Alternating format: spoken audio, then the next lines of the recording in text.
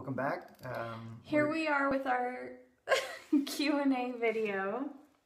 So we asked you guys to ask us some questions. We got questions from Instagram, Facebook, real life, YouTube channel.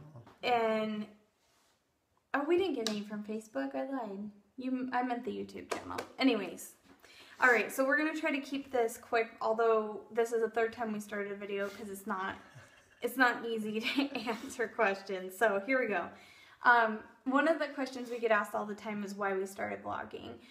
I have always been passionate about documenting life, whether it be in journals. I had a blog that I started when we first got married. And so it's just, I could go on and on about it, but I'll save that for another video. That's a main reason. And then I think the more time that's gone by and the older that our first daughter was, the more we realized how quick it goes, how much you don't remember. So it's a two-part thing. It's because we're selfish and we want to document it for ourselves. But also I love knowing other people's stories and finding out about other people. It's something I really enjoy. So I want to share our life and our story so that people can enjoy it and smile and laugh with us. Yeah, human interaction. Yeah. We love it. This is something we like to do.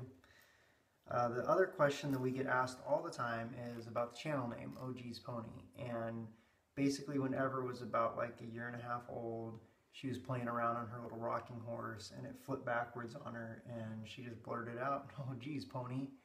And we just never forgot that. It's something we use all the time, you know, in different situations, you know, whether it be happy or sad or whatever. So when it came time to think of a channel name, we're like, what is something that kind of defines us and that we use all the time that doesn't pigeonhole us into a specific genre of vlogging? And that was the one thing we came up with. So, it was our all-encompassing thing. Yeah, exactly. So, okay, the next question, it has a little bit of a background story. So, Water's Wife vlog, who is someone we've really been getting to know that we really enjoy, she had mentioned that one of the reasons they don't have kids yet is because her husband doesn't think that they'd be able to shift their lives around, or that they would want to, and that kids would take everything and they wouldn't be them anymore. So she asked if we found that to be the case with us, and do we feel like we're only parents now and not Will and Sky? The answer to that, I would say yes, in some instances. Especially, I feel being a stay-at-home mom that I've kind of like really lost my identity because I was used to working before Ever was born. A lot of years having my own like sort of life and doing my own thing. I mean, we didn't get married until we were in our late 20s, so we kind of were, well, I was definitely used to being like on my own and doing my own thing. Exactly. So yes, I do feel that it's a lot more of us just being parents rather than Sky and Will. I mean, that alone time of us just being like a couple is very rare. But I also think we have like seasons in our life, and I have tried to just learn that I have to embrace this season. It's not all bad, but I don't want to sugarcoat it. I'm just being honest. Like there are moments when I think like that I do miss the former me, but at the same time, like I love our kids. I've always wanted to be a mom since I can remember. So this is just like part of the deal. Like you have to take the good and the bad and roll with it. And exactly, it's definitely a roller coaster. I mean, kids are definitely not easy in any way, shape, or form, but they're a ton of fun, and the gratitude that you get out of having them is huge. So. Yeah, the cliche that everyone says, like it's the hardest and most rewarding job. It's true. That's very true. So yeah. All right, what was another question? Oh, she asked, how the heck do you still keep the romance and sex in your marriage? That's a hilarious question, actually, because it's very hard to be romantic when you've got kids that are constantly in need of attention. Yeah, it's usually like, 1 or 2 o'clock in the morning when everyone else is finally asleep and we're dead tired. And I'm like, hey, babe, what you doing? What's going on? Don't tell them that. Anyways, and the thing of it is I guess now that's the end of that one then. We want to move on. Well, since Ever was born, she's had like a radar for any time that we want to have alone time. Yeah. It's like she knows, and she is determined she'll be dead asleep, make in it not other happen. room, and we'll just even just start talking, getting romantic at all, and then here's everyone. What you guys up to? What are you doing? Are you trying to get naked? Stop. But as far as like romance, I would say like we try to do sweet things for each other, write little notes, little cards, flowers, little surprises. I bring her chocolate on the daily, which is a necessity. So, anyways, yeah. Okay. Let's see. And if you didn't feel like we answered any, I just want to say, if you don't feel like we answered any of these questions enough, and you're still like, oh, I want to know more about that, just get a hold of me. Yeah. Anyways, what's next? Fernando is Crazy asked, who came up with the names Ever and Fable, and what was the inspiration? Okay, I did back in 2008, before I even met Will, before kids were part of any equation, I decided that my first daughter would be named Ever. Luckily, Will was okay with the name and went along with it. Finding a middle name was actually really hard for her, and then we decided on using Sky's name because, as you know, mothers usually don't carry their name on with each generation, but Sky's name was just so unique. We're like, we've got to incorporate it somewhere. So, that's now her middle name. Yeah. With Fable, naming the twins took us months and months of trial and error of different, first and middle names. And Fable was this one that we came across, and we loved that it was kind of old and just whimsical. And that Well, it was just, it just kind of fit with the other, Olive and Ever and Fable. There's like more of a story which I could really go into, we could spend 20 minutes on that. Yeah, I'll just keep it short and simple. That was a pain point for me. She would text or call me throughout the entire day. What do you think of this name? What do you think of that name? Yeah. And I'm like, you could name them Fred at this point. Well, I think the thing is I've always been obsessed with names. Like, I'm a name nerd, and like the meanings and this and that. And so I've always, like, since I was young, before kids were even a thought, like, I had it all planned out. So. And his second question was, if you ever had a son, what would you name him? That is a secret, my friend. Yeah. Because we know if we drop this name, it's going to explode like dynamite. I've actually seen it a couple times, which I'm bummed about, because I want unique names that aren't like super common. Yeah. And so it always scares us every time we see the name. We're like, oh no. I know. It's getting popular. What are we going to do? We picked it in 2010. I still remember the exact moment. And I said, if we have a boy, this will be his name. And I've seen it a couple times, which... whatever. Who knows if we'll even have a boy anyways. Let's see, what else? Shay. Oh, Shay, okay. She said... Wait, I want to ask this one. Oh, goodness, all right. Okay. Shay said, who said I love you first, and how did the other react? Well, actually, Shay asked us 10 questions, so here we go. We're going to go off of Shay after 10 here. But anyway, Will said that he loved me first. I reacted by not saying anything back. Yeah, that was one of those awkward moments where I was just like... crickets chirping. And yeah, that was painful. And then finally, like the next day, I said it the next... But it just scared her because as you've heard in the other videos, we had a rocky dating. And so when she heard that, she was like, I was like, yeah, right, you don't love me. So. All right, I get the second question then. Views on 50 Shades of Grey stuff. We started reading the books, because we'd heard all about them or whatever, and Sky's super kinky, so, You guys. Anyway. Yeah, it's a guilty pleasure. We like the books, actually. We just like the whole... We never finished the third one. I mean, granted, it's not for everyone. There's some graphic stuff in there where you're I felt kind of like... I'm like blushing as I'm reading it, and then I'm just like, hey, babe. Well, no, and then my mom would come over and she'd pick it up and like flip through it and be like, oh my goodness. And so I felt like I was like... If you're a prude in any way, shape, or form, do not pick up those books. Anyways, yeah. Okay, moving on. Let's see. She asked, Team Edward or Team Jacob? I think it's hilarious that she even asked that. Because that was something, because another guilty pleasure, I've read both series of books twice. You mean all the books? The whole series. That's what I just said. Oh. That means all the books. You said both series of books. Anyways, yeah, my bad. It's after midnight. We had to wait tired. until the kids went to bed, so. Sky is Team Edward because he's For like sure. the chivalrous gentleman. I am Team Jacob just because he's like super buff and I like his long pretty hair. So. Okay, you can ask this one. Ever been caught making whoopee by ever? No. But again, as we alluded in the other question, her radar is hilarious. We just always have to be aware of that. Shay asked if I had baby blues or postpartum. After Ever was born, I would definitely say I had postpartum depression. I don't think that I realized it so much at the time, but I knew I wasn't in like a great place mentally.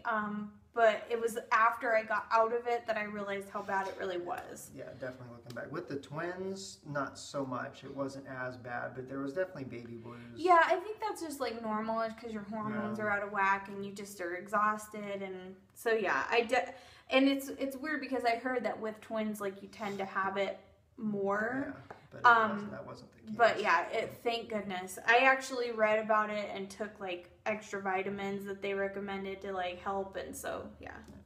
Okay,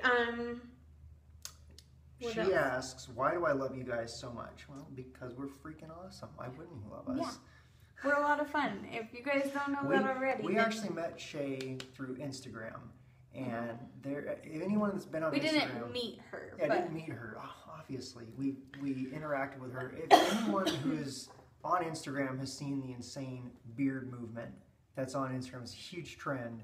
And that's kind of how Shay started following me, I believe, or me or following her or whatever, through that. And then we just became really good online friends. It's just Pellegrino.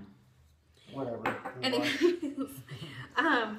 yeah, okay. You love us because we're awesome. Yeah. Anyways, we love you. 7, Coke or Pepsi?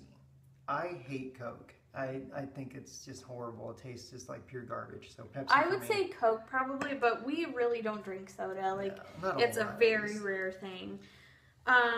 Is jealousy healthy or not, and why? Will says he thinks a small amount of jealousy is okay. But paranoid jealousy that causes friction isn't great. Yeah, that's a no-brainer for sure. I just say like, yeah, a little is okay, but my main thing is don't give your spouse a reason to be jealous. Exactly. Give other people a reason to be jealous of your relationship. Yeah, just have trust, and then you're exactly. Cool. What would you do for a Klondike bar? I'm not ice cream kind of guy. I mean, I'll have like a bowl of ice cream once a month. Yeah. So the ice cream bars, but so probably like not a whole lot. Yeah, dark chocolate or like if you ask me like what I would something. do for some caramel dark chocolate, I'd probably fist fight a bear or something like that for some dark chocolate with caramel. Let's see the meaning behind the necklaces that the girls wear. They're actually amber teething necklaces. It's kind of like hippie-ish or whatever. Like I heard that they help with teething. They're not for them to chew on. That's like a misconception that some people have. But something about the amber, if you get like the legitimate necklaces, it's supposed to help with inflammation and pain. I don't know if they work for sure, but when we put hers on at 6 months old, she did not drool a single time during her entire teething. She was actually really, really good. She might just be a rock star. I don't know. The BA, twins, which is likely, but they're drooling like crazy right now. Yeah, but they haven't been like super fussy. They've just had a little bit. So I don't know. They're amber teething necklaces. Ever still wears hers just because it's become like a part of her. Yeah, it just looks super cute on her. So yeah. Anyways, moving on. All right. So my good friend David asks, how much do you think parents are allowed to interject or interfere basically with kids' decisions ranging from academic choices to clothing and life goals? Sky and I are both on the same field with this. Knowledge is power, and just basically setting a good example for your kids right from the get-go. That's huge. Education is massive. And then you know that even if you're not around them 24/7, 365. They're making good choices. And being a part of what they're involved in is huge, because let's face it, kids are rebels. You can tell them not to do something, and they're just going to go and do it behind your back. And then you're going to find out that way. So at least just be involved in whatever it is that they're doing, and show them that you care. And then it's not a huge issue. It's, open and honest. I think we can only hope that the kids are like me. We'll just leave it at that. My youth was definitely not one that was textbook. I think this is we need to elaborate a little bit more on this. Will and I were both raised very differently, Absolutely. So we kind of discussed that sort of thing. My parents were really big on being involved, open, honest. My mom didn't hold back on telling things, but they had expectations, obviously, but they also kind of let me, I think I respected them because I respected myself, because that's what they taught me to do. Yeah. It was never a forced thing, but more like a guiding thing. I mean, so yeah, I would just say you can't get too involved in what your kids are doing. You obviously have to be involved. But you can't be like the hammer of justice 24/7 with them, because then it's just going to push them away, and they're going to be afraid to be open and honest with you for fear of you lashing out or overreacting. And I think that was what was awesome about your parents, is that you could tell them basically anything. I know my mom was like that. I could go to my mom about basically everything, but I legitimately was a little bit intimidated by my dad, so him and I didn't really open up about a lot of things until I got older, actually. I think too, growing up and having sort of morals and values, and for me it was a religious background as well. So but the one thing that I love about how I was raised is my parents, I followed along with things because they didn't force me. So absolutely, even your own views or opinions on things in life, like politics, religion, blah blah blah, for us it's one of those things. We're going to let our kids see and feel their own passion of things and get involved in things that make them feel good and whole as a person, because everybody's wired differently. One thing that makes one guy happy can make the next person completely miserable. So yeah, be good people, don't judge. Pushing things off on our kids is not something we're ever going to do. Giving them examples of things that we did that didn't work out well. Maybe saying, hey, you know what, I did that and it really didn't work out well, so just heed that advice a little bit. But who knows? Come talk to us, and when they're teenagers, and we'll see. We think we have all the answers, and we've got it figured out. The windows barred shut. Yeah, we could be totally wrong. Let's see. Okay, so Casey, our good friend Casey, asked, "What is dinner time like at your household?" These days, I would say random, fend for yourself. We're usually eating our dinner with one hand and it's cold, and feeding babies with the other hand. I mean, I'll eat until midnight or later sometimes, because I don't have time to, neither of us have time to actually eat a dinner. So it's just scavenging for cereal or whatever. It's not pretty, right? One of these days we'll be really good about I used to cook all the time when it was just us, but one of these days we'll be good about sitting down around the table. But now it's we have to chase her, force her to eat. It's a madhouse. So question number 2, does Mama ever take all 3 girls out on her own? I think Sky has done that one time since the twins were born. We've only got one vehicle right now anyway, so I usually use that for work, but I do have a motorcycle that I drive when the weather permits. And yeah, she tried to venture out one time on her own, and it's not bad. It's just a ton of work getting out of the house. It's if I wanted to go somewhere, I think when I did go out, I just took them. We went through the Starbucks drive-through, visited Will at hi work. to me real quick, and then headed home, because that was when they were young too, so they were pretty unpredictable at the time. And she asked almost the same question as Shay. Do y'all know how much I love you? Yes, we do. Yeah, and we love you. You love us a lot, and we love you a lot. You guys have been amazing and super supportive, so thank you. You're being a Bogart. She asked, what is your house like? I said, energy-wise, it's chaotic but loving. Decor-wise, because I don't know, Casey, I don't know exactly what you were asking, but decor-wise, it's random, whimsical, eclectic, no sort of themes in any rooms. Just very random, but it just flows. It's weird. It's very random and different. But if we didn't answer that correctly, you know how to get a hold of me. Yeah, exactly. Question number 5. Do the twins sleep in one crib or apart? For the first few weeks, they slept together in the same little pack and play, and now they are separate. Yeah, they did really well together. To the point, like, one would be punching the other one, and they wouldn't even care. They would just keep sleeping. They wouldn't wake up. Now they're separate because they're more alert is the thing. Okay, so my good friend Steve, Mr. Dutch, asks, how did we meet? And that was actually at work. Sky and I have worked, well, she used to work at the same place that I did for several years there at the hospital. And so we met there at work. I actually came out of the restroom. I don't think I was pooing. I was just peeing. I can't remember though. It's been too long. Well, it's a really cute story that I'll have to share a little bit more someday. Like, I had given up on dating guys. I was just like so over the drama. Back then, I didn't even have this giant, gorgeous beard, so I can't say that her Viking came strolling out of the pooper as just some skinny dude. Let's just say it's a good thing that Will is like pushy. Because I would have not, like, I was just like, he's like, oh, we should go out sometime. Like, okay.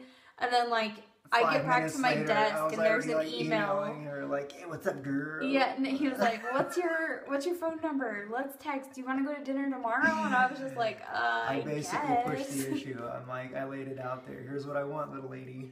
I need that sort of thing, though. She like, does. I need pushing. Yeah. And his wife, Tab, asked. She asked how I find time to be artsy with all the kids.